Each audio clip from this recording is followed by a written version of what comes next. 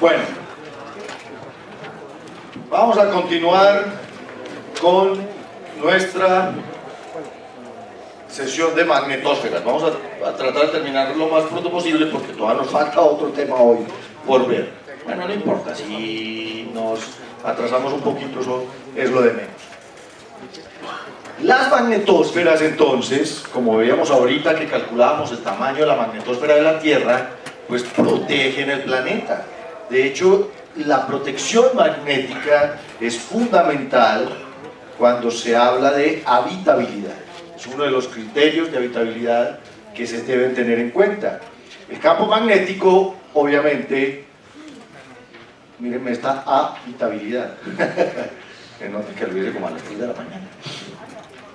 El campo magnético es primordial para la habitabilidad de un planeta. Los planetas que no poseen campo magnético, como Venus o como Marte, y que lo han perdido a través de su historia, no pueden mantener su atmósfera durante mucho tiempo. Pierden atmósfera, por lo menos, y pierden atmósfera, pero sobre todo los materiales volátiles como agua, que es fundamental para la habitabilidad. Esta es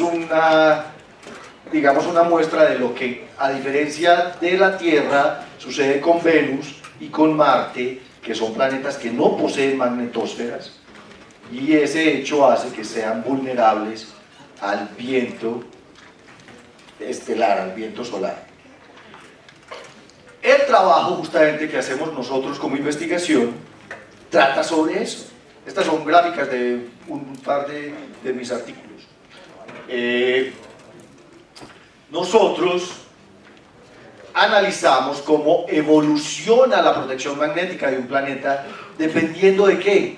Resulta que eso depende de la masa del planeta y depende, como les decía, del calor convectivo del planeta, del hecho de si tiene o no tiene un núcleo interno, y podemos saber qué tanto va a durar el campo magnético de ese planeta dependiendo de la masa. E igualmente calculamos cuánto vale el momento dipolar y qué tipo de campo magnético tiene el planeta. Todo eso depende de la historia térmica. ¿Qué es la historia térmica del planeta? Es cómo se enfría, así de sencillo. Desde que se formó, ¿cuál es el proceso de enfriamiento del planeta? ¿Cómo es el flujo de calor desde el interior del planeta hacia afuera? Entonces, el calor puede salir básicamente por radiación, en algunos casos, pero como estamos en una cuestión sólida, tenemos fundamentalmente conducción, y donde hay material fluido, tenemos convección. Y además tenemos, ya lo veíamos cuando vimos interior planetario, tenemos una cantidad de calor que sale por radioactividad, que es conducido a través del manto. A mí me interesa es el calor que se produce en el núcleo interno, que es calor convectivo. Ese calor convectivo es el que me genera el campo magnético, le da poder al campo magnético. Entonces miren esto, aquí estamos analizando qué sucede con planetas de diferente masa. Este por ejemplo tiene 0.5 masas terrestres, una masa terrestre, por eso pusimos la Tierra, pero la línea verde es un planeta como la Tierra. La línea azul es un planeta más pequeño, un planeta que tuviera media masa terrestre. Y la línea roja es un planeta con 4 masas terrestres. Igual uno puede reproducir el modelo para todo. Lo que hacemos nosotros es solucionar las ecuaciones del interior planetario y además analizar cómo evoluciona el flujo de calor a través del tiempo. Y a partir de ese flujo de calor, nosotros podemos calcular cómo es el momento dipolar comparado con el de la Tierra para diferentes masas y en diferentes tiempos. Miren, hay una cosa curiosa. Todos los planetas, digamos, de alguna forma, nacen con un campo magnético. Ya tienen un cierto momento dipolar, porque igual hay un flujo de calor convectivo. Yo tengo un núcleo líquido a través del cual se genera convección. Y en cierto momento de la historia, miren que aquí estoy midiendo la edad en gigaños, o sea, en miles de millones de años. Estos son 1000, 2000, 3000, 4000, 5000, 6000, 7000 millones de años aquí. Aquí también está hasta 7000 millones de años. Entonces, a medida que el planeta evoluciona, llega un momento en que se forma el núcleo interno. Este es el radio del núcleo interno.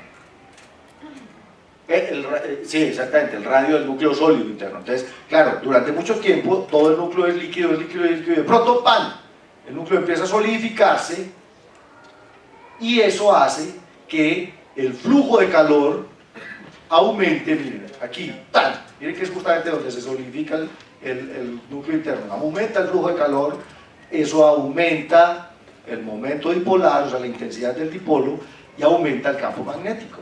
¿Hasta qué grado? Pues bueno, depende de la masa. Miren, para un planeta como la Tierra tienen que pasar unos 2.700 millones de años para que empiece a formarse el núcleo interno, para que aumente el flujo de calor, eso aumenta la intensidad del campo magnético y aumenta el momento dipolar.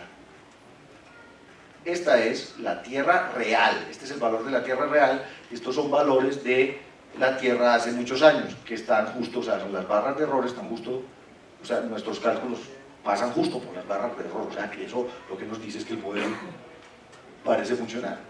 Lo que hemos encontrado es que los planetas grandotes dan pailas. Miren algo que sucede.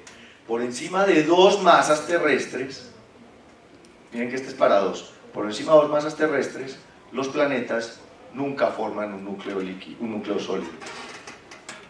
Su núcleo permanece líquido durante toda su historia. Están tan calientes. O sea, las supertierras, planetas más grandes que la Tierra, están tan calientes que nunca forman un núcleo líquido, un coco. Nunca forman un núcleo sólido. No hay solidificación del núcleo interno y entonces no tienen este salto de energía que tienen los otros planetas.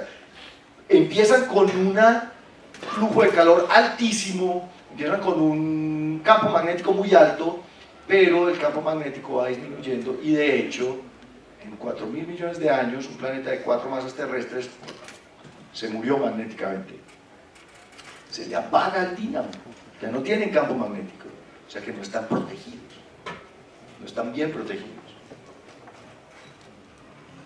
Cuando no hay flujo de calor desde el interior, el dínamo se apaga. O sea, sigue habiendo flujo de calor, pero es mínimo el calor convectivo. Ya es un enfriamiento lento, conductivo. No, todo esto es para rocosos, todo esto es para planetas terrestres, supertierras, que es fundamentalmente lo que estudiamos Jorge y yo. Y uno puede calcular cuánto tiempo va a vivir, dependiendo de la masa, cuánto tiempo vive el dínamo. Aquí está, estos puntos me dicen, dependiendo de la masa, cuánto tiempo vive. Entonces miren, por ejemplo, para una masa terrestre que estaría por aquí, el tiempo del dínamo es superior a los 8.000 millones de años. El nuestro. La Tierra va a tener campo magnético durante toda su historia. O sea, la Tierra no se va a acabar porque se le acabe su campo magnético. Se va a acabar porque se muere el Sol. Pero el campo magnético de la Tierra, para que no le coman cuenta a todos los apocalípticos, de vez en cuando cambia de polaridad, pero no se va a acabar. Tenemos suficiente flujo de calor a la tasa de enfriamiento que tiene la Tierra para generar campo magnético durante toda la historia del planeta. ¿Y ese cambio de polaridad por qué se da? Es una cosa que todavía es bien discutida y se ha dado varias veces en la historia del planeta, pero probablemente es porque como la velocidad de rotación en el interior es diferente para lo sólido y para lo fluido, entonces vos tenés capas que giran a diferentes velocidades, eso genera arrastre de las líneas de campo, entonces eso sucede en el Sol cada rato. Entonces, después de cierto tiempo de estar arrastrando la línea de campo, el campo se invierte. Es por rotación diferencial dentro del planeta. No, va sucediendo. O sea, el campo empieza a disminuir y de pronto voltea y vuelve a aumentar. De hecho, en este momento hay algo que se llama la anomalía del Atlántico Sur, que ahora les voy a mostrar. Y es una anomalía magnética en el campo magnético de la Tierra que ha estado disminuyendo, ha estado, digamos, bajando de intensidad cerca al polo norte magnético. Nada. Ya ha pasado muchas veces. Que las brújulas apuntarían para el sur. No, seguimos teniendo la misma cosa. Lo único que sucede es que durante el proceso de inversión la intensidad del campo disminuye un poco. Claro, si disminuye la intensidad del campo, la magnetosfera se hace un poco más pequeña, digamos que son épocas de alta incidencia de partículas. De hecho, el detector de partículas en Argentina, ¿cómo es que se llama? En Casleo, ¿te acuerdas? Hay un detector de partículas en Argentina y lo pusieron allá probablemente porque están justo en la anomalía magnética del Atlántico Sur. Allá el campo magnético, o sea, el lugar con el campo magnético más débil en la Tierra es Argentina. Yo creo que por eso Cristina está tan loca. Ese concepto que manejan algunos científicos de terraformación, a partir de eso, por ejemplo en Marte, que no hay campo magnético, bailas. Eso es mentira. No, o sea, vos podrías calentar la superficie, pero la atmósfera, si no lo proteges, va a terminar perdiéndose otra vez. Eso es claro, los terraformadores tienen que tener en cuenta esto también. Ok, entonces les decía que algo que básicamente encontramos con Jorge es que los planetas por encima de las dos masas terrestres no están muy bien protegidos y sus dínamos se mueren rápido. Miren, un planeta de 5 masas terrestres tiene dínamo durante 2.000 millones de años. Un planeta con 10 masas terrestres, el dínamo se le muere a los 100 millones de años. Pablo, ¿por qué se habla de un calentamiento global y hay un proceso también de enfriamiento de que se acaba ese dínamo de... No, espérate, el calentamiento global se refiere a la emisión de gases de invernadero que producen calentamiento en la atmósfera, pero eso solamente está calentando hacia afuera el planeta y lo está calentando un poquitín, no tiene nada que ver con lo que está sucediendo allá adentro. Allá adentro el núcleo está a 6.000 grados y se ha estado enfriando desde que se formó el planeta, y a medida que se enfría, entonces formó un núcleo sólido y el núcleo, cuando se forma el núcleo sólido hay nuevas fuentes de calor y esas nuevas fuentes de calor aumentan la intensidad de mi campo magnético y entonces yo puedo vivir feliz aquí.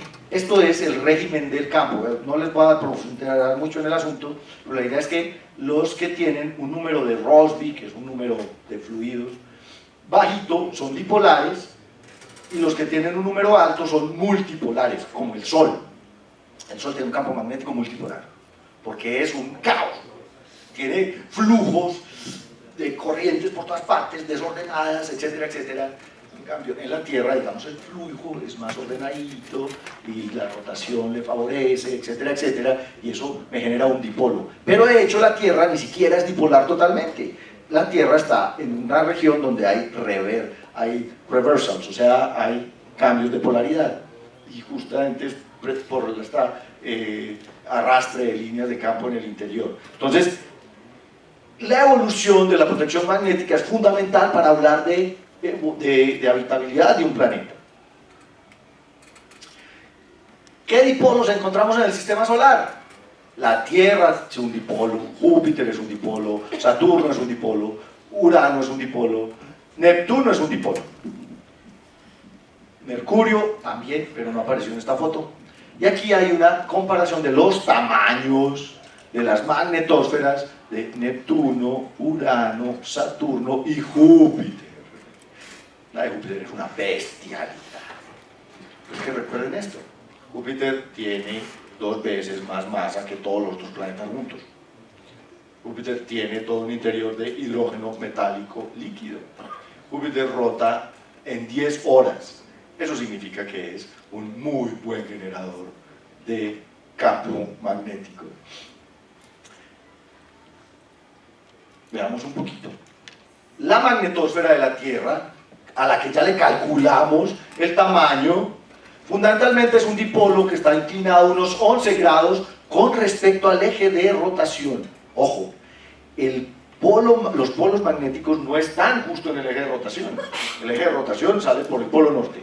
Y el polo sur magnético, no lo tengo aquí, pero se lo sé, ahorita lo muestro. El polo sur magnético de la Tierra sale por Canadá, al norte de Canadá, a 11 grados del polo norte. O sea, está a 79, no, está a 89 grados norte, el polo norte, el polo sur magnético. El polo norte magnético está en el polo sur geográfico y está por allá. ¿Cuál es la antípoda de Canadá? Como Australia, el Océano Índico, por allá.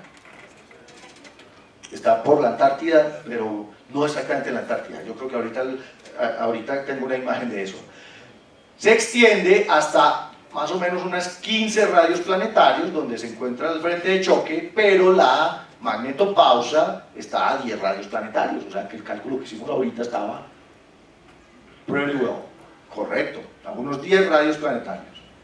El campo magnético de la Tierra presenta inversiones de polaridad cada cierto tiempo, eso no es regular, ojo, no es periódico, porque depende del movimiento del interior de la Tierra, que fundamentalmente es caótico. La última vez que los polos estuvieron invertidos fue hace 780.000 años. Hace 780.000 años el polo norte magnético era el norte geográfico. Ahora el polo norte magnético es el sur geográfico. O sea que, a ver, pregunta, de nuevo con la brújula. ¿Hasta dónde puedo usar la brújula? Si vos sos un explorador polar, usarías la brújula. Necesita GPS, por eso es que ir al polo norte es tan berraco, porque usted no va a apuntar brújula. Es más, después de que usted pase de los 79 grados, de los 89 grados, bailas la brújula, la va a empezar a apuntar para el sur. O para el este, o para el oeste, es un camello. La brújula funciona en el Ecuador, porque en el Ecuador las líneas del campo magnético son más o menos paralelas a la superficie y obviamente esto está apuntando, ojo, no al norte geográfico. Las brújulas apuntan al norte magnético. ¿Ok? Esa es una cuestión importante. Claro, porque uno dice, ¿dónde queda el polo norte? ¿Para dónde apunta la brújula? Ese es el norte magnético. Hacia allá van las líneas de campo del campo magnético terrestre. Espérense. ¿Esto qué tiene? Claro, porque esto tiene un imán. Esto tiene un pequeñito... de una. Se va hasta el este. Una bobina, claro. Solo con la bobina del micrófono volteo 90 grados la brújula. La magnetosfera pues tiene muchísimas, es una estructura muy compleja, tiene mantos de plasma, lo que se llama la magnetocola, tiene algo que se llama el lóbulo norte y aquí abajo obviamente hay un lóbulo sur, anillos de corrientes, esfera de plasma que están justo en los cinturones de Van Allen que vemos ahorita, lo que se llama el polar cap o la capa polar, que es por donde se escapan la materia ionizada de la atmósfera de la Tierra, etcétera, etcétera. Es realmente una estructura muy compleja y muy dinámica. Miren, esto es lo que les quería mostrar, no se ven los números, carajo, pero esto aquí es lo que se llama la anomalía del Atlántico Sur, está justo sobre Buenos Aires. Esta es la región del planeta con menos intensidad de campo magnético. Por aquí sale el polo sur magnético y por acá está el polo norte magnético. O sea, si nosotros escogemos, esto es un mapa de la Tierra que salió más mal que porquería proyección. ¿Por qué se da esa anomalía? Porque el campo va disminuyendo en ciertas regiones a medida que va a cambiar de polaridad. Eso va a suceder en algún momento. Y porque es dinámico, esto se mueve todo el tiempo. Espérense, vamos a ver si lo tengo. Sí, pero es que con la internet de aquí, que es una pecueca, todavía está buscando el Space Weather. Espérate, yo te voy a mostrar la página, espérate.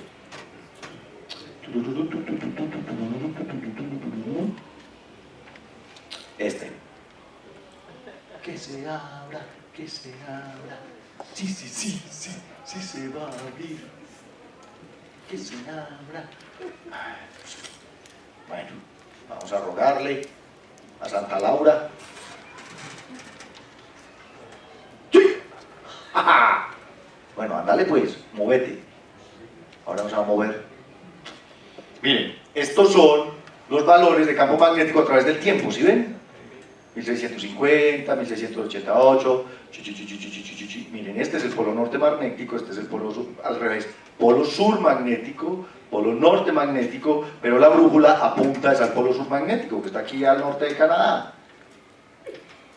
Y esta es la forma en que las líneas de campo y la declinación de la línea de campo ha variado durante la historia. Entonces se generan regiones de baja intensidad magnética. Mira que antes estaba por allá en Groenlandia, ahora esa región está por aquí abajo en el Atlántico Sur. Solo va hasta 1900 y punta. Desde 1500. ¿Ah? Es hipnótico, ¿sí o qué? Pero eso es lo que sucede con el campo magnético terrestre permanentemente. Está variando todo el tiempo dependiendo del interior planetario. Eso es algo que se genera ya en el interior. Ok. Siguiendo con este mapa mal hecho, la intensidad del campo magnético, empiecen a tomar nota de estas cosas para el examen. La intensidad del campo magnético de la Tierra, aquí en Medellín, es en promedio de unos 31 militeslas. El campo magnético se mide en teslas. ¿Se acuerdan de Tesla? De Nikola Tesla y del grupo. ¿No se acuerdan del grupo de Tesla que era una nota? Puro rock, ¿sí o qué? Nikola Tesla inventó el dínamo, el inductor, el motor de inducción. Justamente, el campo magnético se mide en teslas. Un tesla es muchísimo campo magnético. ¿Vale? ¿Qué tiene un tesla de campo magnético de intensidad? Un imán de esos de los carros, con los que elevan carros. ¿Sí o qué? Puede ser. O sea, esas grúas gigantescas, ¿se acuerdan? De los deshuesaderos, que es capaz de levantar una camioneta. Es 1.5. ¿Vos cómo sabes esas?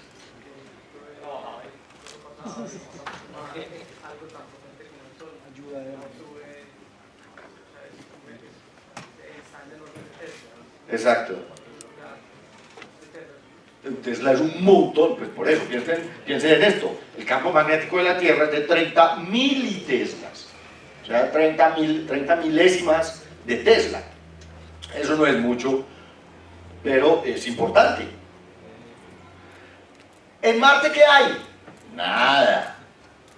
¿Qué le queda al pobre Marte? Pues el campo magnético marciano se limita básicamente a remanentes, aunque los remanentes son importantes también.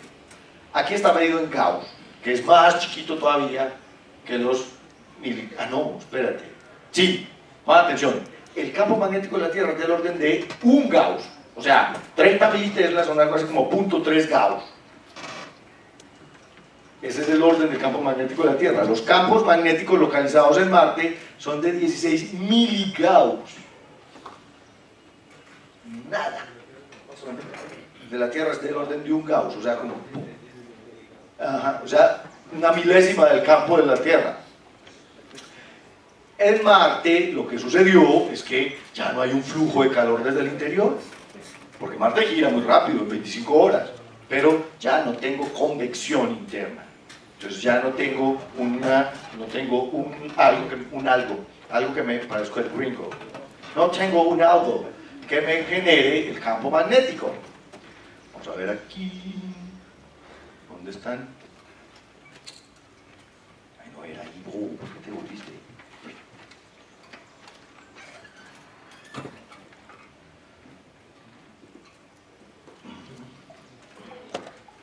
Vamos a ver aquí un poco.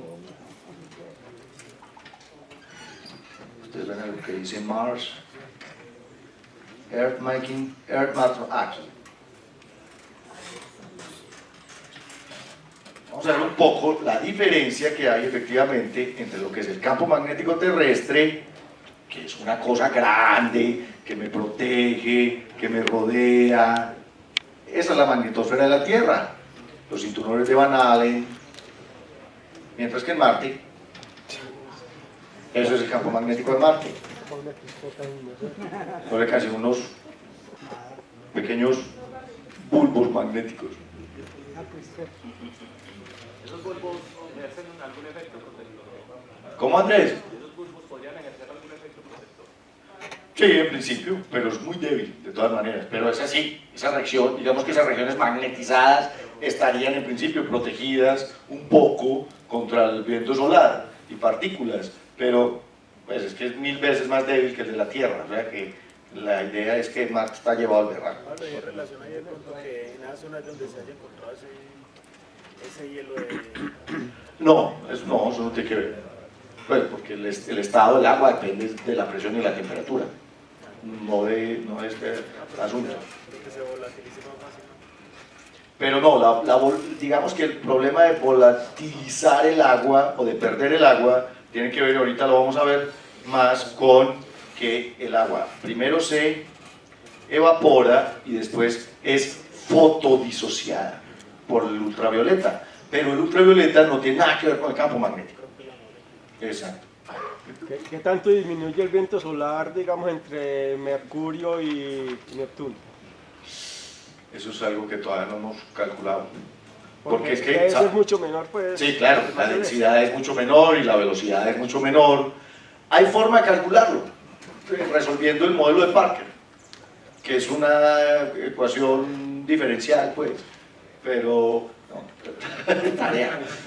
Pero yo el dato exacto no te lo sé decir. Es a través de la solución del módulo de Parker, vos puedes calcular cómo va variando el viento con la distancia, no solo con el tiempo.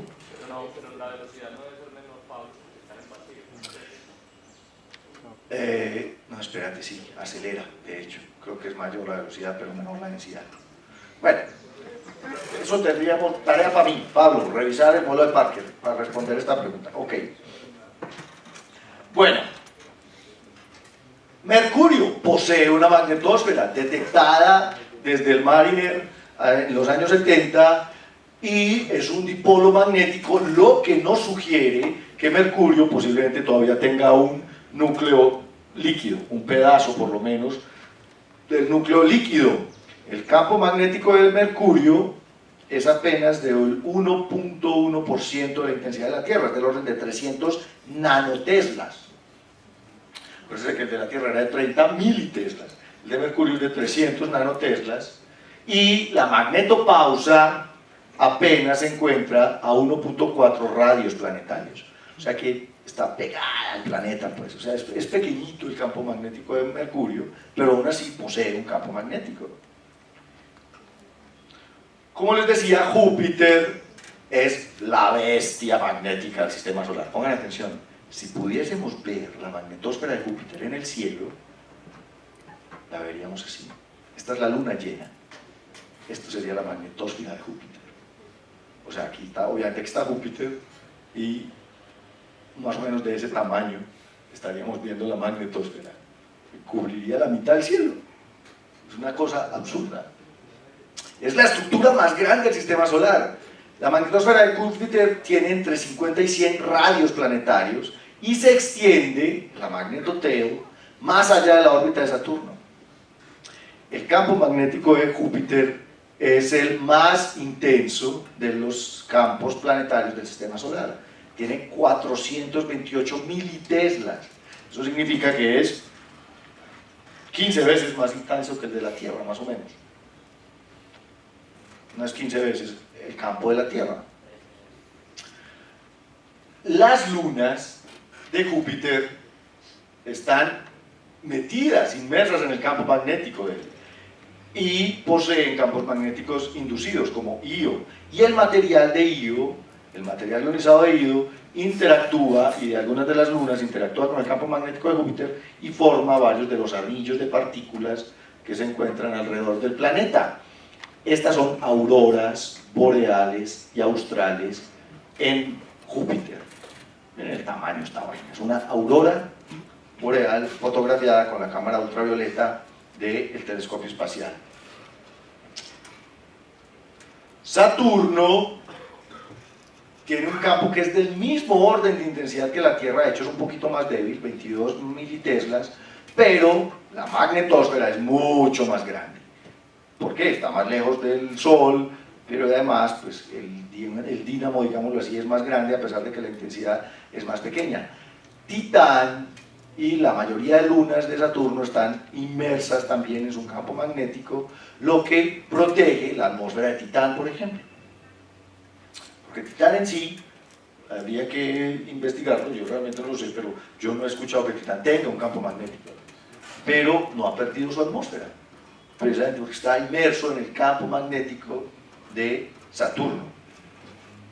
Esto es una idea de la estructura del campo magnético de Saturno, y aquí hay un dibujo de las líneas de momento dipolar. Tiene unos 19 radios planetarios. Dime, hombre. Se podría decir entonces que Saturno tiene dos atmósferas, Titán, la de él y la magnetosfera de Saturno. O sea, no, Titán no posee un campo magnético propio, pero como está metido en el campo magnético de Saturno, Saturno lo protege. De hecho, una posibilidad de habitabilidad son las lunas de planetas gigantes. ¿Se acuerdan de Pandora? Pandora muy probablemente no tenga su propio campo magnético, pero ¿cómo se llama el planeta de Pandora? Polifemo.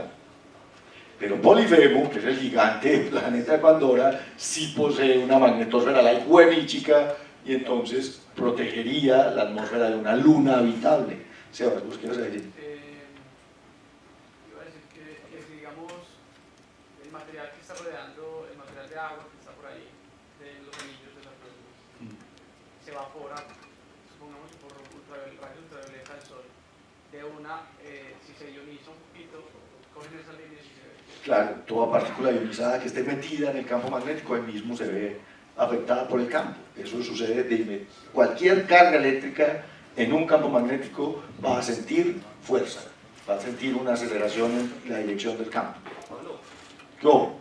nos contaban que Titán, por ejemplo, las líneas de campo del gigante gaseoso, cuando entraban a Titán, eran las que generaban descargas eléctricas en la atmósfera de Titán, que eventualmente hacía que se formaran moléculas más complejas. Ok. O sea, el mismo campo de Saturno produce efectos en la atmósfera de Titán y genera descargas eléctricas. Maravilloso, eso no lo sabía, por ejemplo, yo no tenía idea. Bueno, y Urano y Neptuno también poseen magnetosferas. Acuérdense que Urano está como acostado. Pero a pesar de eso, miren, este es el eje de rotación, pero el eje magnético está desviado como unos 60 grados con respecto al eje de rotación de Urano. Aquí está el eje de rotación y aquí está el eje del dipolo magnético. Tiene unos campos cercanos a los de la Tierra. Urano es de 23 militeslas, como el de Saturno, y el de Neptuno es un poco más débil, de 14 militeslas. Sin embargo, las magnetosferas alcanzan 25 y 24 radios planetarios.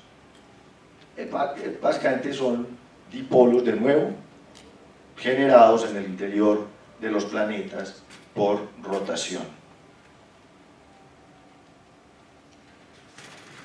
Pregunta 3, para que sigamos con el resto de la clase.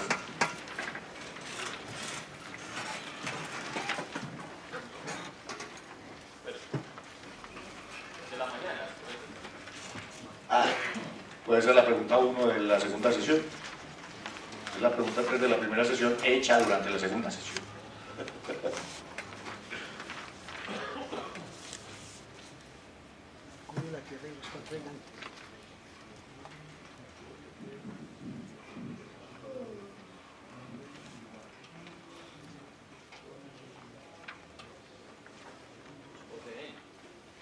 Poseen. Ay, sí, míreme eso. Poseen. Poseído estaba yo. De nuevo, es que ese problema está grabando a las 4:30 de la mañana.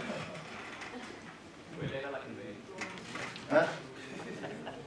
¿Fue Elena? Fue Elena para bailar. Bueno, más allá de mi error ortográfico, respondan.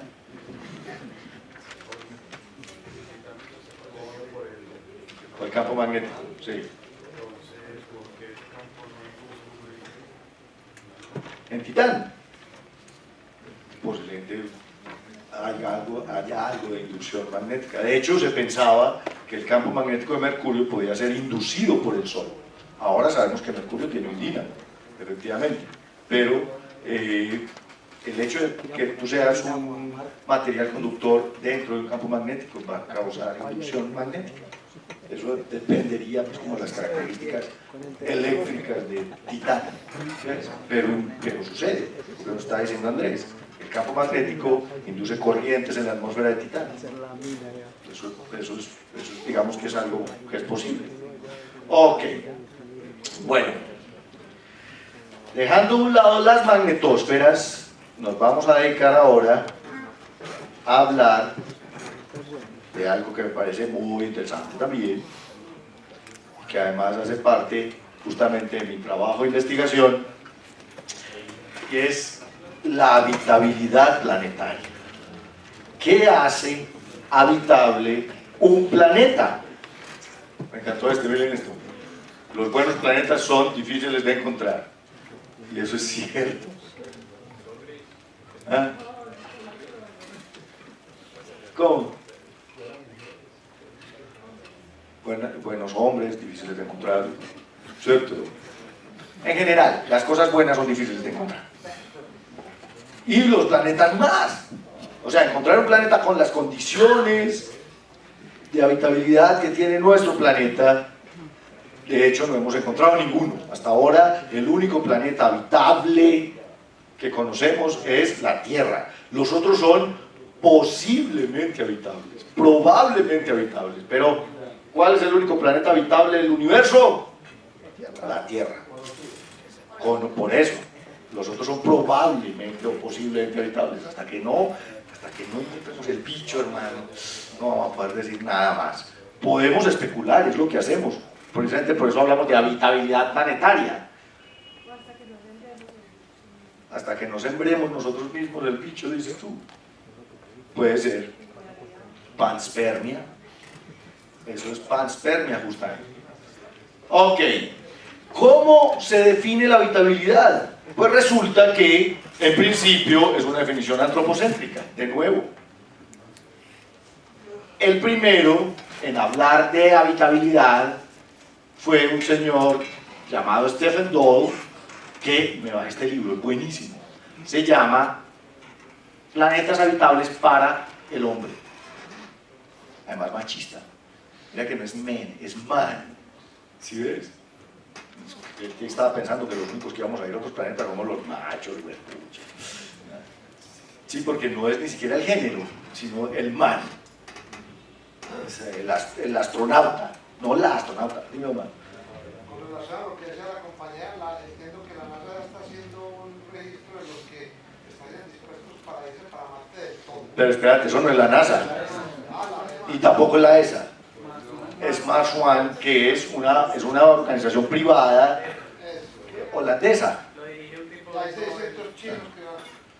Ya hay 600 chinos inscritos.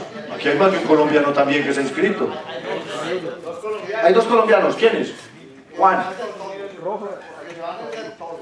Sí, es sin regreso. No, solamente son 2 hombres y 2 mujeres. O sea, van a hacer una selección. Es más, van a hacer un reality para escogerlos. Y con eso, con la plata que produzca el reality, van a financiar el paseo. ¿Qué nota? Ah. Yo me iría. No, pero... No. Nada, agarre una llave de tuercas. Ser humano que viajó a Marte. Sebas, ¿y por qué no te has inscrito entonces? Eso no es una discapacidad. ¿Vos crees que uno no puede llevar insulina al espacio?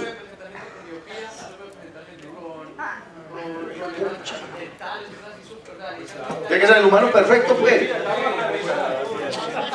No, eso que lleven. Que lleguen a Barbie y a Ken. No, qué pereza, así ya no me gustó. Pero bueno, esto es una campaña privada de Mars One. No. Mentira. Jean-Jacques tiene que ser diabético. Un astronauta francés amigo mío que viajó en el transbordador. Creo yo. Además fumaba como una lavandera mueca, hermano. Me imagino que le escribieron la F después. Sí. Sí, oiga, era fumador, pero fumador. Y durante 6 meses antes de la misión, dejar de fumar. Y el día que iba a despegar, esto es pura anécdota, un compañero astronauta le metió en el bolsillo el habano, pero está prohibido por la NASA. Pues él se llevó un habano a órbita y lo estuvo escondido durante 15 días en el transbordador espacial para que el comandante no se diera cuenta, porque donde y usted porque lo botó por la ventana, pero abre la ventana y bota el habano, un habano en órbita. Claro, imagínate, y fue hasta allá y volvió del espacio con un habano escondido, porque bueno, el compañero lo metió en el bolsillo y durante el despegue él tenía un habano aquí todo el tiempo. Y en la misión 15 días en órbita, estuvo en el transbordador Columbia en 1996, estuvo con un habano escondido. ¿El primer habano en órbita? El primer habano en órbita, yo no sé si lo fumó después, pero es que nosotros nos reímos tanto con la historia de cómo escondía el habano todos los días que nunca jamás supimos qué pasó con el habano. Y otra historia de Jean-Jacques muy buena es que el comandante les dejó llevar a cada uno como algo favorito. Pues como usted, ¿qué quiere llevar? Un libro. Bueno, le llevó un libro. Y él lo que llevó fue queso Roquefort. Francés tenía que ser. Y ponen atención, no llevó el Roquefort, pero ya antes el Roquefort tenía que meterlo al refrigerador. Y el único refrigerador del transportador era el refrigerador para las muestras de los experimentos. Y entonces, él, obviamente con permiso del comandante de la misión, puso el queso en el refrigerador y reguló la temperatura para el queso, porque esos franceses pues son para esas vainas, ellos sí saben, uno come quesito colanta, que esa vaina sabe igual a 4, a 5, a 10 grados, esa pendejada, nada que ver, pero ellos sí tienen que tener el queso a cierta temperatura, y como todo está por absolutamente un régimen militar, los horarios de encendido y apagado y la temperatura correcta del bendito refrigerador la están monitoreando desde Houston. Empezó a sonar la alarma en Houston. Claro, el refrigerador estaba a la temperatura que no era el queso de Jean-Jacques. Y desde Houston, alarma, alarma, el mismo, ¿qué pasó con el refrigerador de las muestras? El queso de Jean-Jacques. Entonces el comandante le dijo, no, ¿cómo es esa pendeja rapidito? Porque no podemos. Miren, el problema de las misiones espaciales es justamente encontrar un lugar en el que nosotros podamos vivir. Y Dole, en el 64, pues básicamente escribió todo un tratado sobre qué necesita el hombre para vivir en otro planeta. Y entonces tiene que ver con la masa del planeta, el periodo de rotación del planeta, porque el periodo de rotación del planeta determina nuestros ciclos biológicos, la inclinación del planeta, la distancia a la que esté de la estrella, la excentricidad de la órbita, la luminosidad de la estrella, la estabilidad del eje de rotación, porque por ejemplo, nuestro planeta es estable rotacionalmente porque la Luna está ahí, pero Marte varía su eje de rotación hasta 60 grados. Entonces, eso es un problema para las estaciones, pues, y para esas cosas. La temperatura también es un problema, la gravedad es un problema, la composición de la atmósfera, la presión atmosférica y, ojo, el principal, agua. No podemos ir a un lugar donde no haya agua. El agua, qué pena, pero determina la habitabilidad. ¿Cómo la hemos definido desde las ciencias planetarias? Entonces, ¿qué se necesita? La habitabilidad de un planeta en realidad no es lo que necesita el hombre. Pues porque eso, como les digo, es absolutamente antropocéntrico. O sea, Doyle, a él lo referenciamos siempre porque es el primer tratado de habitabilidad planetaria, pero es habitabilidad planetaria para los hombres. De hecho, hay uno anterior a Doyle, que es por allá de los años 59, que es de un japonés. Ay, carajo, ya me olvidó el nombre. Que hablaba de las zonas buenas para un planeta alrededor de una estrella, pero digamos que a Doyle se le reconoce el trabajo de hablar de habitabilidad. Pero como la habitabilidad está relacionada con la capacidad de sostener vida, la vida requiere básicamente de 3 cosas. Miren que son 3 cosas sencillas. Primero, energía. Una fuente de energía. Y que sea una energía, digamos, a largo plazo. Segundo, una superficie. ¿Por qué? Porque todas las cosas vivas que conocemos tienen que apoyarse en algo. Así de sencillo. Y tercero, una sustancia para la química de la vida. Necesita una sustancia que le ayude a todas las moléculas orgánicas a organizarse y a que aprendan a construir cosas como los ácidos nucleicos, como las proteínas, como los aminoácidos, etcétera, etcétera. Todas estas cosas de las que está hecha la vida. No estoy hablando de lo que está hecho el hombre. El hombre está hecho de 21 aminoácidos y 2 tipos de ácidos nucleicos.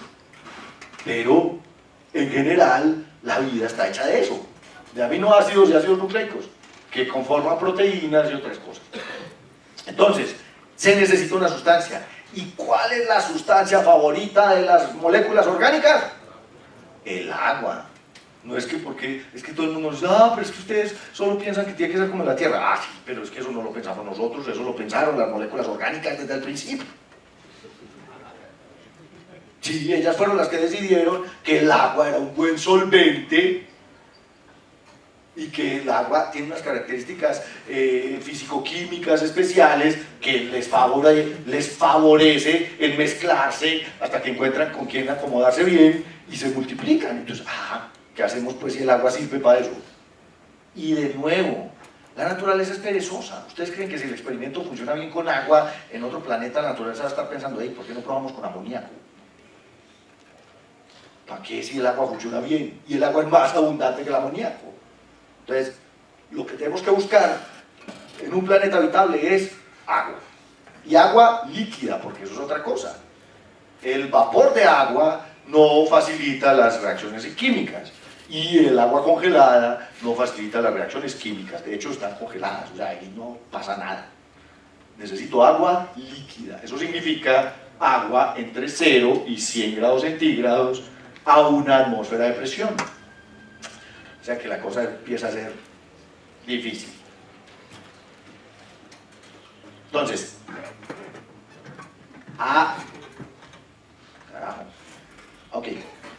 ahí, a esa zona, alrededor de una estrella, donde un planeta podría sostener agua líquida en su superficie, se le llama la zona de habitabilidad. Hemos hablado montones de veces, pero nunca la habíamos definido. La zona de habitabilidad en realidad es una caparazón, o sea, porque está alrededor de toda la estrella. Normalmente nos la pintan así, pues porque ahí están las órbitas de los planetas, pero la zona de habitabilidad es todo lo que hay alrededor de la estrella a esa distancia, a una distancia a la cual un planeta como la Tierra podría sostener agua líquida en su superficie. Esa definición se la debemos al señor Casting en 1993 y también ha sido conocida en, digamos, en la literatura común como la zona Ricitos de Oro. ¿Y por qué la zona Ricitos de Oro? Pues porque si ustedes recuerdan la historia de Ricitos de Oro y los 3 osos, Ricitos de Oro se iba a comer la avena y entonces la del papá estaba muy caliente y la de la mamá estaba muy fría y entonces, no sé, y la del niño estaba tibia, la del osito estaba tibia, entonces se tomó la avena tibia, justo en la temperatura a la que a ella le gusta. Esa es la zona de habitabilidad, justo el lugar que al planeta le gusta y donde puede tener agua líquida. ¿Qué tan grande es esa zona de habitabilidad y a qué distancia está de la estrella? Depende de la luminosidad de la estrella y además varía con el tiempo. ¿Y por qué varía con el tiempo? Porque la luminosidad de la estrella varía con el tiempo. Cuando el Sol empieza a hincharse, la zona de habitabilidad del Sol se va a correr y nosotros nos vamos a hacer chicharrón. Si el Sol fuera más frío, y esto es una cosa que se ha discutido desde siempre, cuando el Sol se formó era un 30% más débil. Se llama el Faint Sun Paradox, la paradoja del Sol débil. Cuando la Tierra se formó y el Sol se formó, era un 30% más débil su luminosidad. Entonces, ¿cómo es que la Tierra pudo permanecer habitable desde su formación. ¿Por qué? Sabemos que hay vida 700 millones de años después de la formación del planeta. Habían océanos en la Tierra 300 millones de años después de que se formó la Tierra. Entonces, eso es una paradoja que todavía se discute y hay varias maneras, digamos, de calentar la Tierra primigenia. Si teníamos más metano, si teníamos más dióxido de carbono, bueno, ese tipo de cosas favorecen la habitabilidad, vamos a ver por qué. Entonces, dependiendo de la estrella, si yo tengo una estrella caliente, pues la zona de habitabilidad está más lejos. Si yo tengo una estrella como el Sol, está por aquí, y si yo tengo una estrella más pequeña que el Sol, pues la zona de habitabilidad está más cerquita de la estrella. ¿Puedes relacionar la zona de habitabilidad con la línea ¿De hielos? No. La línea de hielos también depende de la luminosidad y de la distancia, pero no están directamente relacionadas. Pero la línea de hielos obviamente está más allá de la zona de habitabilidad, porque la línea de hielos, agua, metano, amoníaco, son sólidos. Entonces no tengo agua líquida en esa región. Y entonces, ¿de qué depende que yo me tome o no me tome la avena? Depende de algo que llamamos la temperatura de equilibrio. Ni muy caliente ni muy fría, tibiecita, más rico. Cuando se define la zona de estabilidad, se deben tener en cuenta básicamente tres temperaturas. Tres temperaturas que se pueden medir o calcular. La primera, como les digo, es la temperatura de equilibrio, que se refiere a la temperatura de un objeto como si fuera un cuerpo negro. ¿Alguien recuerda que es un cuerpo negro?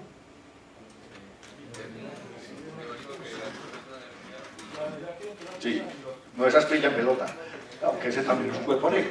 Pero la idea es, un cuerpo negro es un objeto que absorbe y reemite luz. Y su temperatura depende de lo que absorbe y de lo que reemite.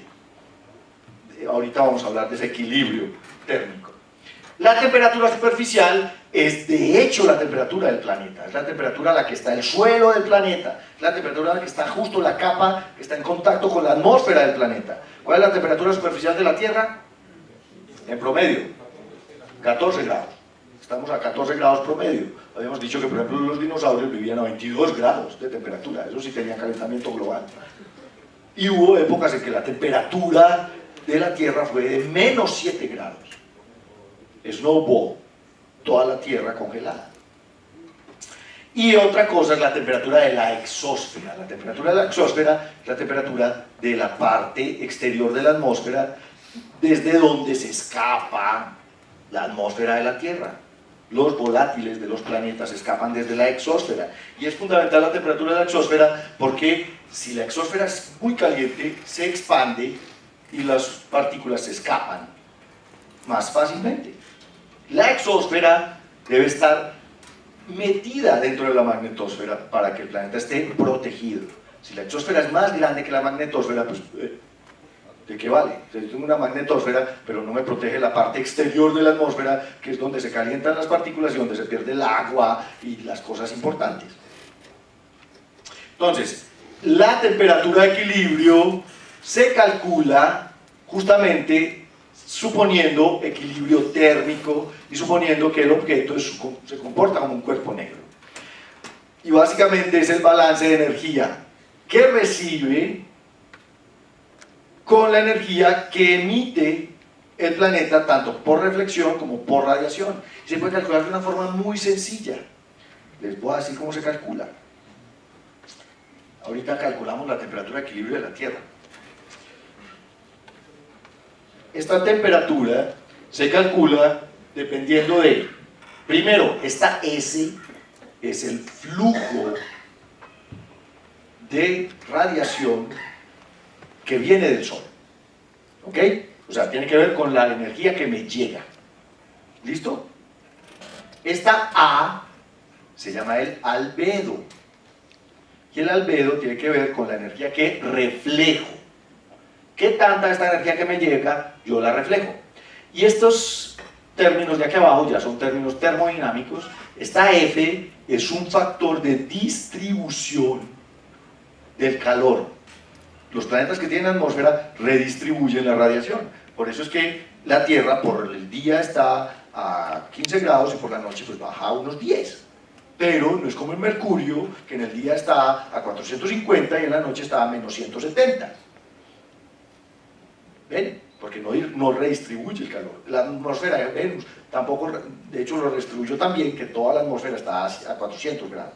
Pero los planetas que tienen buena rotación y que tienen una atmósfera redistribuyen bien el calor. Entonces la Tierra no tiene una diferencia muy grande entre el día y la noche. Y este sigma pues simplemente es la constante de Stefan Boltzmann. Entonces, ¿qué tal si calculamos, enseguida lo vamos a hacer, la temperatura de equilibrio para la Tierra?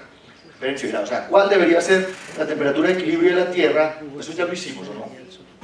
¿Sí? Lo hicimos la semana pasada. ¿Sí te acuerdas? Que era la Tierra sin atmósfera. Claro, es que mira que aquí no estoy teniendo en cuenta la atmósfera, aquí estoy teniendo en cuenta lo que me llega y lo que sale y cómo el planeta lo redistribuye. Enseguida la calculamos. La temperatura superficial, por el contrario, depende no solo de la temperatura de equilibrio, sino de la atmósfera, del efecto invernadero. Recuerden que el efecto invernadero se refiere a gases atmosféricos que devuelven la radiación. Entonces, parte de la radiación que iba de salida se queda en el planeta. Entonces, la temperatura de los planetas, aunque esto es una imagen que de pronto no tenga mucho que ver, en realidad es esa temperatura superficial, esa es la que me interesa. Porque la temperatura superficial es la que determina si tengo o no agua líquida en la superficie. Si la temperatura superficial está por debajo del cero, entonces tengo hielo, Marte. Si la temperatura superficial está por encima de los 100, entonces tengo vapor, Venus. Y si está muy por encima del 100, ya ni siquiera tengo vapor, pues el vapor de agua de Venus se perdió hace rato. Tiene que estar esta TS, es la que me dice, cuando aparecen en las noticias, encontraron un planeta habitable. Ah, pues claro, si es que los astrónomos simplemente calcularon la temperatura de equilibrio y después supusieron que tiene una cierta atmósfera y dijeron, ah, la temperatura está entre 0 y 100 grados. Entonces eso lo hace habitable. Eso no es tan sencillo, porque le falta un montón de cosas. Pues, lo único que hace habitable un planeta en las noticias es tener una temperatura superficial entre 0 y 100 grados. Y por eso hacen tanto escándalo con Kepler 22. Kepler 22 no es habitable, es un Neptuno gigante, allá no hay donde pararse. Entonces, eso no tiene tanto que ver. O estar en la zona de habitabilidad. Vos puedes estar en la zona de habitabilidad, pero no tener una temperatura superficial. Venus está casi en la zona de habitabilidad del Sol. Marte está en la zona de habitabilidad del Sol. Pero de malas está congelado. Entonces no es suficiente estar en la zona de habitabilidad. Vengan, hagamos este cálculo rápido. El cálculo de la temperatura de equilibrio de la Tierra. La temperatura de equilibrio de la Tierra depende de lo siguiente. Depende de este S1 menos el albedo sobre este factor por sigma, esto a la 1. Cuarto. Resulta que esta S es el flujo en la superficie. Y para la Tierra, eso equivale a algo que llamamos la constante solar sobre 4. Esta constante solar es del orden de 1366 watts por metro cuadrado y lo dividimos por 4. Esa es la primera que necesitamos. El albedo de la Tierra es del orden de 0.3. O sea, el 30% de la luz de la radiación que llega a la Tierra es reflejada. Este sigma es la constante de Boltzmann. ¿Cuántos cabe la constante de Stefan Boltzmann, Juan? Ya le digo.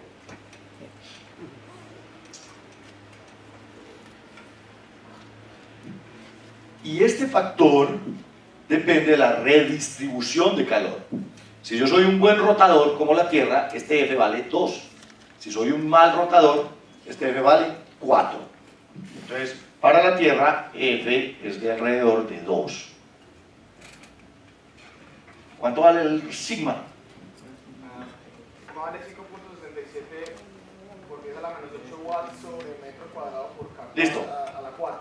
Watts, metro cuadrado, temperatura a la Kelvin a la 4, ¿cierto? Ajá, y la constante Boltzmann vale 1.38 por 10 a la menos 23 julio sobre No, esta es la que necesito. Kelvin. Esta. Ok, entonces miren esto. Vamos a calcular la temperatura de equilibrio de la Tierra teniendo en cuenta el flujo que llega del Sol. ¿Cuánto es? 1366 sobre 4. Ojo, miren, esta constante solar es medida justo en la exósfera. Esa es la radiación que llega hasta allá, pero no toda esa radiación entra hasta la superficie. Entonces, ¿cuánto me da ese? 341.5 watts sobre metro cuadrado, etcétera, etcétera. Por 1 menos 0.3, que es el albedo, sobre 2, que multiplica a 5.67 por 10 a la menos 8. Y esto lo elevamos a la 1/4. Y eso me da la temperatura de equilibrio de la Tierra en grados Kelvin. ¿Cuánto nos dio? 214. No, da un poquito más, 250 y algo, ¿cierto? 254. Esto es de alrededor de 254 grados Kelvin. 254 grados Kelvin es 54, son 6, 19, es menos 19 grados centígrados. La Tierra está a menos 19, no, la Tierra no está a menos 19 grados centígrados. La Tierra debería, si solo tenemos en cuenta la radiación que recibe y la radiación que refleja, debería estar congelada. Debería estar a menos 19 grados centígrados. Pero resulta que entonces, en nuestro caso, este delta de T, causada por el efecto invernadero, incluyendo el agua y todos los demás. El delta de T de la Tierra es del orden de 19 más 14, 33 grados centígrados. La atmósfera de la Tierra calienta el planeta 33 grados por encima de su temperatura de equilibrio. En Venus lo calienta como 600 grados por encima de su temperatura de equilibrio. Yo no sé, es una cosa absurda.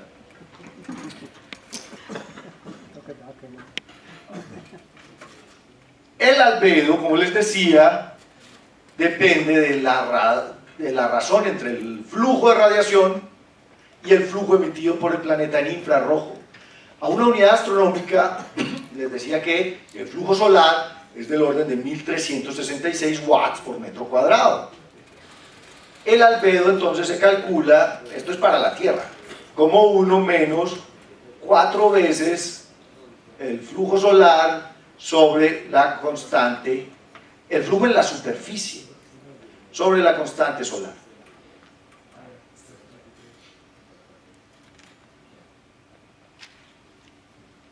Ese albedo se puede calcular para diferentes materiales. Obviamente la nieve y el hielo reflejan más luz que la tierra o que el agua. De hecho el agua absorbe montones de luz y el suelo absorbe montones de luz, sobre todo infrarrojo. Y el flujo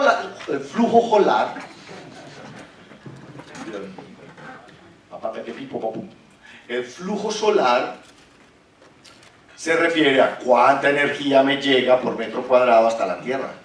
La constante solar es del orden de 1366 watts por metro cuadrado. Yo necesito es el flujo efectivo que determina, ojo, la distancia a partir de la cual el planeta empieza a sufrir un efecto invernadero desbocado. Esto es para calcular los límites de la zona de habitabilidad. ¿Cómo hacen los astrónomos para saber cuál es la zona de habitabilidad de un planeta? Calculan cuál es el flujo que les llega de energía y a partir de qué cantidad de energía empiezo yo a perder el agua. Ahorita vamos a ver qué es ese invernadero desbocado. Y entonces miren, la distancia para esos límites se calcula como una unidad astronómica dividida el flujo efectivo, la raíz cuadrada del flujo efectivo. Por ejemplo, si yo empezara a mover la tierra hacia adentro, la pérdida de agua inicia a un flujo que es 1.11 veces el que tengo. O sea, multipliquen 1.11 por 1366. ¿Eso cuánto da?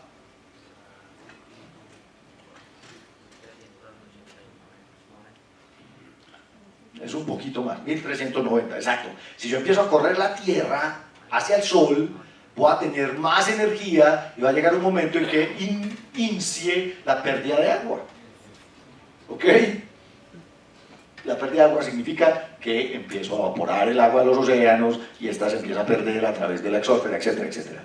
Y de hecho, si yo me acerco lo suficiente como para subir el flujo hasta 1.41 veces, 1.41 es del orden de 2000 watts por metro cuadrado. ¿Cuánto es 1.41 por esto, Nelson? Ya lo hiciste. Estabas haciendo el otro. Empieza algo que se llama el invernadero desbocado. El invernadero desbocado, o el runaway greenhouse, es lo que sucedió en Venus, justamente, y fue por lo que Venus perdió toda su agua.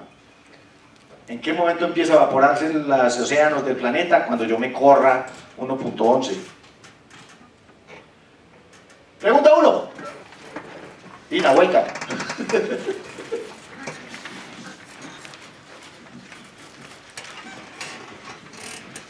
¿Cómo se define el equilibrio térmico?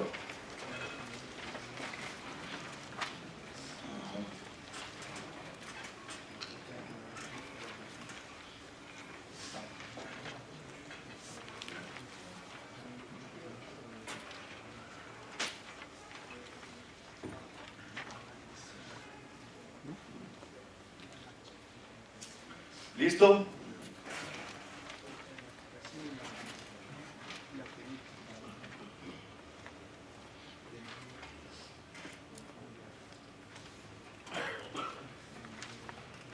El equilibrio térmico simplemente es un balance de energía. Es así. Es un balance de energía. ¿Qué tanto recibo? ¿Qué tanto devuelvo? Sencillo. ¿Cómo entonces definimos los límites de la zona de habitabilidad? Resulta que dependiendo de la estrella, ya habíamos visto que la zona de habitabilidad está más cerca o más lejos de la estrella, y la vamos a definir para estrellas de la secuencia principal. No es porque seamos despectivos, pero a nosotros nos interesan estrellas que están produciendo energía a partir de la fusión de hidrógeno, como el Sol. Como el Sol, o más grandes que el Sol, o más chiquitas que el Sol también. El límite interior de la zona de habitabilidad es determinado, lo dijimos ahorita, por la distancia a la cual el efecto invernadero se desboca. O sea, si yo me acerco lo suficiente al Sol para que no pueda controlar el efecto invernadero, y ahorita les voy a explicar por qué ya no se puede controlar el efecto invernadero, entonces ahí defino el límite interior de la zona de habitabilidad. ¿Ok? Ahora, el límite exterior significa que yo me voy alejando de la estrella, hasta un lugar en donde mi efecto invernadero ya no es capaz de mantener el agua líquida. Entonces, yo me acerco hasta el Sol y de pronto empieza el efecto invernadero a desbocarse, entonces eso define mi límite interior. Me alejo y llego a un punto en donde el agua se me congeló a pesar del efecto invernadero, y entonces ahí está mi límite exterior. Vamos a ver que hay muchas variables de estos límites, pero básicamente es eso. Lo que a mí me interesa de nuevo es mantener el agua líquida sobre la superficie del planeta. Y entonces miren cómo vamos a definir esto. Hay un límite interior que se conoce como el Recent Venus, y de hecho me encontré una obra de Asimov que se llama Los océanos de Venus. ¡Wow!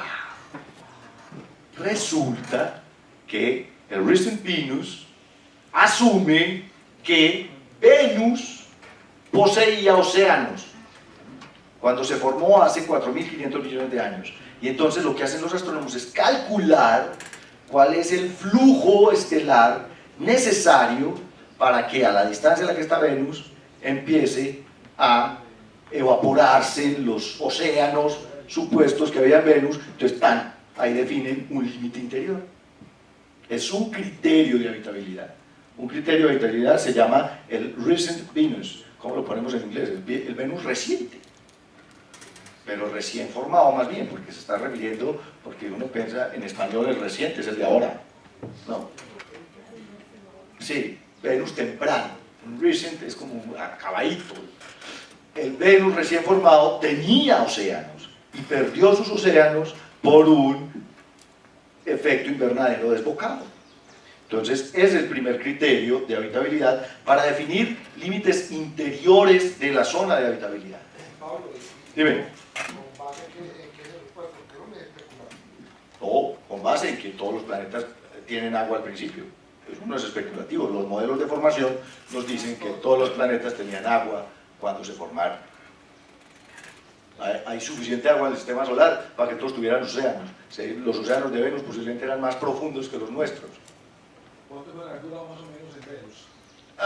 Depende en cuánto tiempo se desbocó el efecto, pero en principio eso debe haber sido del orden de unos miles de millones de años, no mucho. En Marte, vamos a ver, pudo haber agua líquida hasta hace unos 2.000 millones de años.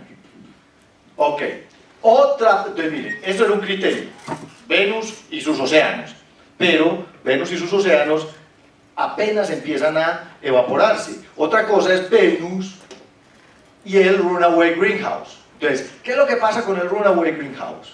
Ay, de hecho no es Venus, esto sería la distancia a la que yo puedo poner la Tierra antes de que todos mis benditos océanos se evaporen y lleguen a la atmósfera. El runaway greenhouse es un límite en el cual el vapor de agua en la atmósfera aumenta. Y adivinen cuál es la mejor molécula de efecto invernadero. El agua, ni siquiera el CO2. Nosotros tenemos la ventaja de que nuestra atmósfera básicamente es dry, pues seca. La atmósfera de la Tierra en realidad es seca, pero si tuviéramos una atmósfera más húmeda, tendríamos mayor onda, vayan para onda. El calor no es porque está haciendo mucho calor, el calor es por la humedad tan berraca. La humedad relativa aumenta el efecto invernadero. El agua en la atmósfera absorbe más radiación infrarroja y entonces calienta más la atmósfera, lo que produce más evaporación, más vapor, más calentamiento, más evaporación, más calor. Entonces, círculo vicioso. Ahí está. El agua se evapora y finalmente en la exósfera se pierde por fotodisociación. El ultravioleta rompe la molécula y el oxígeno se pega a cualquier cosa y el hidrógeno se pierde. Entonces pierdo agua por montones. Ese es el problema del efecto de invernadero desbocado. Y el water loss es justo la distancia, digámoslo así, en que empiezo a humedecer la estratosfera. Miren que esto es previo al runaway greenhouse. Entonces es como, a ver, yo me voy acercando un poquito y, ay, pues pucha, aquí empecé a perder agua.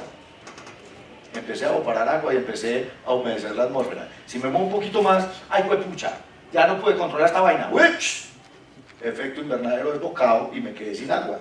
Entonces, es como, ¿hasta dónde puedo acercarme? Es una cuestión un poco complicada de calcular. Pero se calcula. O sea, de hecho, se hacen modelos atmosféricos y sabemos a qué distancia está. Ahora vamos a ver cómo se calculan los externos. Estos son los límites interiores de la zona de habitabilidad. Los límites externos se calculan dependiendo del dióxido de carbono. Porque el dióxido de carbono es el que me calienta el planeta. Y digamos que a la medida que me alejo, voy a tener una atmósfera seca y entonces ya no tengo el runaway greenhouse causado por el vapor de agua. Tengo una atmósfera rica en dióxido de carbono. Y entonces, ¿cuál es el primer criterio? Lo que se llama la primera condensación de dióxido de carbono. Es la distancia a la que, teniendo una temperatura superficial de 0 grados centígrados, justo en el punto de congelación, el CO2 empieza a condensarse. nubes de CO2. En Marte hay nubes de CO2. En ese punto yo defino un límite de habitabilidad, es un criterio de habitabilidad. ¿Cuál es el otro? El máximo efecto invernadero posible. O sea, es que ya estoy muy lejos del sol, pucha, ¿hasta dónde me puedo alejar? ¿Hasta dónde me puedo alejar justo para que empiecen a formarse, o sea, justo para mantener la temperatura por encima del cero sin tener nubes de dióxido de carbono? O sea, sin tener condensación. Una atmósfera de dióxido de carbono que mantenga la temperatura sobre el cero absoluto. Pongan atención, en Marte los días cálidos de verano alcanzan cero. Pueden alcanzar 0 grados centígrados. No, ya no más, ya me ubiqué. Esto es otro criterio de definición del límite externo. Y el otro lo conocemos como el Early Mars. También supone este criterio que Marte tenía cuerpos de agua sobre su superficie hace algunos miles de millones de años. Equivale a medir el flujo solar del Sol cuando inició su vida como secuencia principal a la distancia a la que está Marte. ¿Por qué? Porque suponemos que Marte tenía agua líquida a esa distancia en esa época. Y entonces, con ese supuesto, que también está de alguna manera apoyado en observaciones, definimos el límite exterior de la zona de habitabilidad. Entonces, miren, hay 3 criterios, de hecho hay más, ahorita les voy a mostrar, pero en principio hay 3 criterios de cómo definir el límite interior de la zona de habitabilidad y hay otros 3 para definir el límite exterior. Entonces, digamos que esto es como si hablamos de recitos de oro. Yo quiero saber qué tan caliente está la avena y qué tan fría está la avena, pero no solo eso, sino qué tan caliente está y si tiene pasas o no tiene pasas. Eso ya es otro criterio. Qué tan caliente está y si está formando grumos o no está formando grumos. Eso es otro criterio. Entonces, ven, es extender la cosa, digamos, para tener más opciones a la hora de definir cuál es la zona alrededor de una estrella que me permitiría ser habitable. Pregunta 2. Ahí, fresquita, para que la agarren volando. No los tiene que recordar en inglés.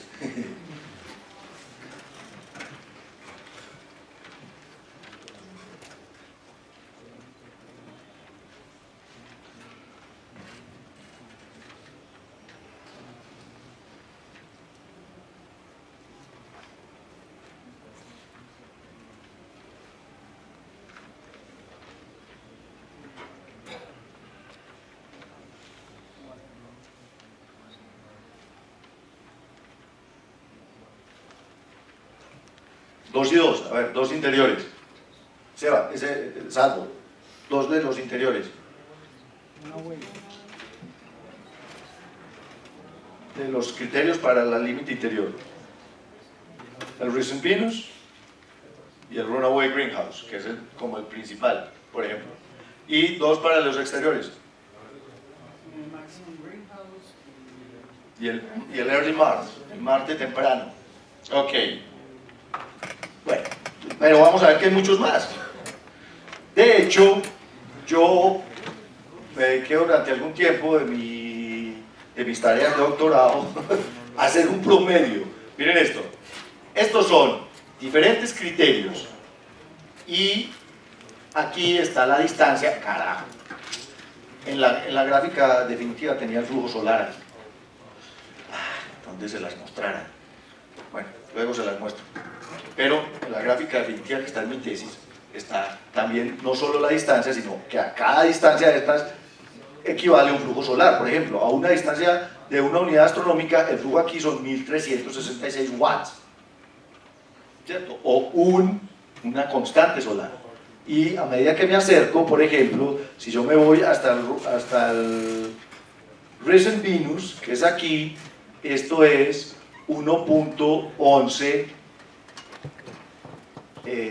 no, el Recent Venus es mucho más allá, esto es 1.11, etcétera, etcétera. Lo que yo hice fue calcular un promedio del interno y un promedio del externo y ver qué tanto se salía cada uno de los criterios. Pero lo interesante es que hay muchos otros. Imagínense, por ejemplo, que tengo un planeta 100% cubierto de nubes de dióxido de carbono. Si yo tuviera un planeta 100% cubierto de nubes de dióxido de carbono, podría correr la zona de habitabilidad casi hasta 2.5 unidades astronómicas. Eso es muy lejos. O si tuviera un planeta 100% cubierto de nubes de agua. Eso es digamos que es un planeta hipotético, pero es el planeta de las nubes de agua, el planeta de los ositos cariñositos. Entonces, si yo tengo un planeta cubierto 100% de nubes de agua, podría correrlo hasta 0.46 unidades astronómicas.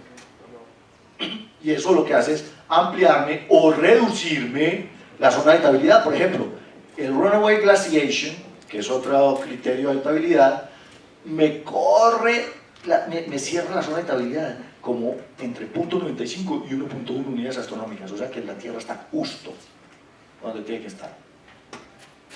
Y hay más, el ciclo del carbono, la pérdida de agua, bueno, y para atmósferas del gas, etcétera, etcétera. De hecho, les voy a mostrar, los límites alrededor de otras estrellas se definen igual. ¿Qué es lo único que cambia? La estrella. Cambia el flujo estelar. Entonces, si yo cambio el flujo estelar, yo puedo o estar más cerquita de la estrella para estrellas chiquitas, o tengo que estar más lejos de la estrella si tengo estrellas más grandes que el Sol. Esto es la zona de habitabilidad para estrellas entre 0.1 masas solares y unas 4 masas solares. No, 2. Esto es 2.5 masas solares. Entonces, la zona habitable, por ejemplo, para una estrella como el Sol, ahí está justo la Tierra, aquí está Venus, aquí está Marte. Entonces, las propiedades de las estrellas definen los límites de la zona de habitabilidad. Y entonces, yo les iba a mostrar, cuando dice ir a seminarios, porque tengo que mostrarles una cosa aquí.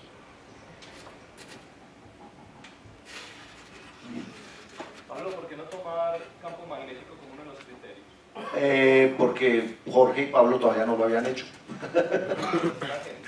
Claro, eso es nuestro trabajo.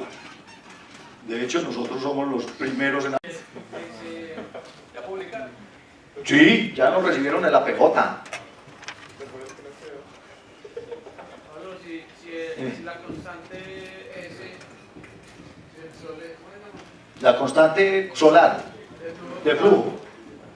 Sí. Si la Tierra se aleja del Sol, la constante debería ser menor, Disminuye. porque la estamos como constante, es variable. No, pues se llama constante solar, pero no es constante. Es como la ley de Hubble. La constante de Hubble no es constante. Ahora parece que la velocidad de la luz tampoco es constante. En física nos encanta ponerle cosas constantes a lo que no es constante. El flujo solar depende de la distancia, así de sencillo. A una unidad astronómica, o sea, ese es el valor a una unidad astronómica. Pero, por ejemplo, si al Sol le da por tirarnos un escupitajo, como ahora, aumenta la energía. Claro que esto es radiación, esto realmente no es viento solar, pero la radiación aumenta con la actividad solar. Entonces, está alrededor de 1360 watts por metro cuadrado. Ay, Dios, ¿dónde están? Espérense, vean.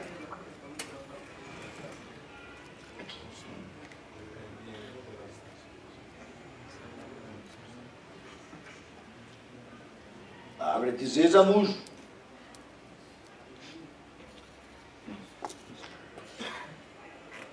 No se preocupe que no les voy a dar el seminario, no les voy a mostrar una cosa aquí más adelante. Esto era un seminario sobre habitabilidad, pero para el posgrado. Miren esto.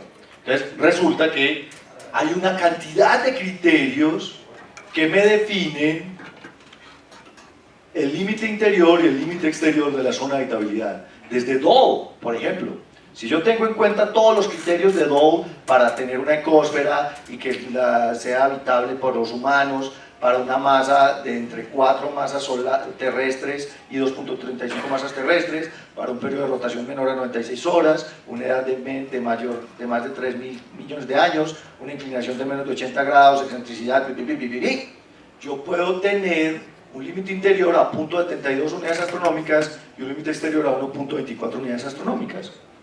Pero hay otros criterios. Hart, del 78, él puso el runaway greenhouse a 0.95 y el runaway glaciation a 1.01. Entonces la Tierra está justo donde tiene que estar. Después hizo una corrección dependiendo de la masa estelar y miren, aún la cerró mucho más, 0.958, 0.1004. Fogg es otro criterio del 92 que dependía del ciclo del carbono entre 0.95 y 2, y así Casting, que es el más famoso, puso el runaway greenhouse a 0.84 y la primera condensación de dióxido a 1.37 y el máximo greenhouse a 1.67. Entonces estos son los límites, digamos, a través de la historia. Underwood, de 2003, tenía muchos otros límites: pérdida de paz, pérdida de agua, runaway, recent Venus. Aquí están los 6 que vimos ahorita, y para cada uno hay diferentes límites interiores y límites exteriores. El más, digamos, el más completo y el que hemos usado desde hace tiempo es el de Celsius de 2007. Ahora hay uno nuevo que se llama Koparapu, que es de un indio que acaba de actualizar los límites de la zona de habitabilidad hace 3 semanas. Sí, de hecho ahorita les voy a mostrar la gráfica. Entonces, cada zona, cada límite depende de estos criterios, depende del modelo atmosférico del planeta y depende del modelo de evolución de la estrella. Entonces miren esto, aquí están los típicos, pero también si le pongo el 100% de nubes, el 50%, el 0% de nubes, o si le pongo el 100% de nubes de dióxido de carbono, etcétera, etcétera. Entonces, digamos que esto depende... Ah, aquí está. Esta sí tiene la radiación. Entonces mira esto. A una unidad astronómica tengo exactamente una constante solar. Pero si yo me voy hasta 0.5 unidades astronómicas, ya la radiación es 4 veces mayor. Mientras que si me voy hasta 2.5 unidades astronómicas, la radiación es apenas de un 16% de lo que recibo aquí. ¿Por qué? Porque ese flujo disminuye con el cuadrado de la distancia. Entonces, en términos de flujo efectivo, esta sería la gráfica de los límites de habitabilidad. Ok, entonces, ya vamos a acabar. No, este no, sí, este sí, déjeme pues. Ay. Ok, este es la definición de zonas de habitabilidad. Ya se me pasaron todas, ¿sí vieron? Chinquipunchi. ¡Ay! ¡Quieto! ¡Quieto! Ok. Y yo puedo entonces definir con los diferentes criterios y las diferentes propiedades de las estrellas los límites distintos. Y entonces, ¿qué he usado yo todo este tiempo? Ah, utilicé a Casting del 93. Estos son... Me cojo bonita, ¿cierto? Esta es mía, esta es mía. Ah, con esta trabajamos la tarea de los planetas. Exacto, miren. Aquí está la masa de la estrella, desde punto 1 hasta una masa solar, y aquí está la distancia en unidades astronómicas. Entonces miren esto, para una estrella pequeñita, una estrella de 0.2 masas solares, la zona de habitabilidad, dependiendo de los criterios, por ejemplo, desde el runaway greenhouse hasta el maximum greenhouse, que son las punteadas, iría desde 0.05 unidades astronómicas hasta 0.1 unidades astronómicas. Los extremos más externos, digamos así, o sea, la zona de habitabilidad más grande, me la dan el recent Venus y el early Mars. Suponer que Venus tenía océanos y que Marte tenía océanos. Y eso me da la zona de habitabilidad más amplia. Este es para Casting del 93. Y aquí están Venus, la Tierra y Marte. Marte está dentro de la zona de habitabilidad del Sol, de acuerdo con estos criterios. Venus está ahí apenitas. Pero hay muchos otros. Underwood, este es de 2003. Entonces, miren, de nuevo, tengo las zonas de habitabilidad con los mismos criterios. Varía un poquitín, pero no mucho. Recent Venus, Runaway Greenhouse, Water Loss, etcétera, etcétera. Esta es otra zona de habitabilidad. O sea, uno puede utilizar la zona de habitabilidad de Casting o la zona de habitabilidad de Underwood, o puede utilizar la zona de habitabilidad de Celsius. Y miren Celsius, si yo le pongo nubes de agua a esta vaina, Venus estaría dentro de la zona de habitabilidad.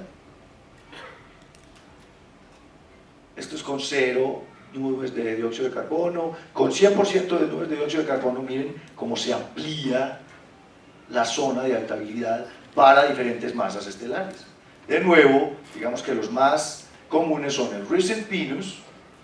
Venus está justo por fuera del Recent Venus, y el Early Mars, donde Marte está incluido. La Tierra ni siquiera está en toda la mitad de la zona de habitabilidad, está corrida hacia el interior de la zona de habitabilidad.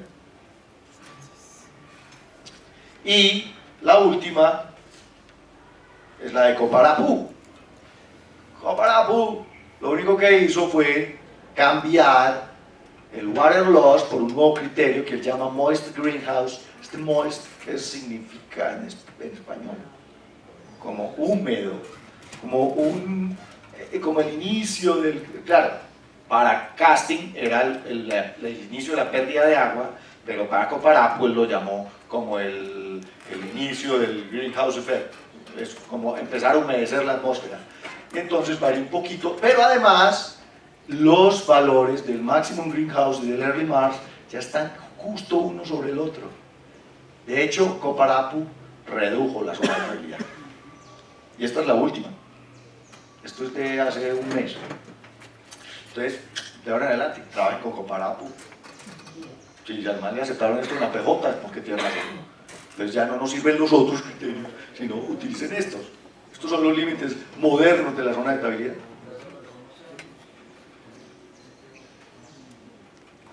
Ahora, esto obviamente se puede calcular para estrellas de mayor masa. ¿Cómo se calcula eso? Aunque realmente no es tan preciso, pero les voy a mostrar rápidamente aquí. Les voy a mostrar de dónde sale este asunto.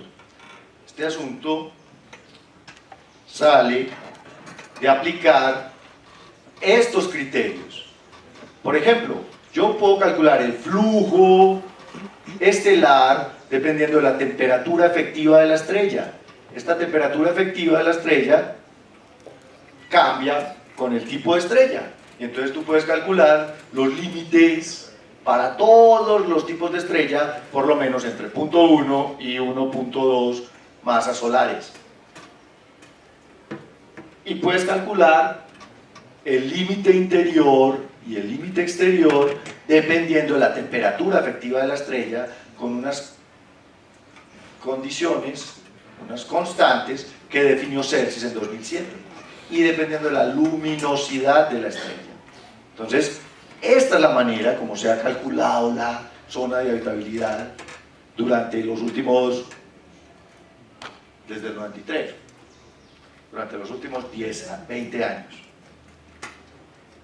No es una cuestión muy complicada. O sea, lo que yo hice para hacer esas grafiquitas fue meter estas ecuaciones en el Python y decirle grafíqueme tal cosa. Y el Python lo hace de una forma genial. Los computadores son buenos, son muy brutos, pero son buenos. Si usted les enseña a trabajar, ellos hacen las cosas que usted quiera. Yo tenía ese problema cuando empecé a programar. Todavía pues soy un ñoño para vaina, yo no sirvo para programar, porque me ponía a hacer pendejaditas como estas.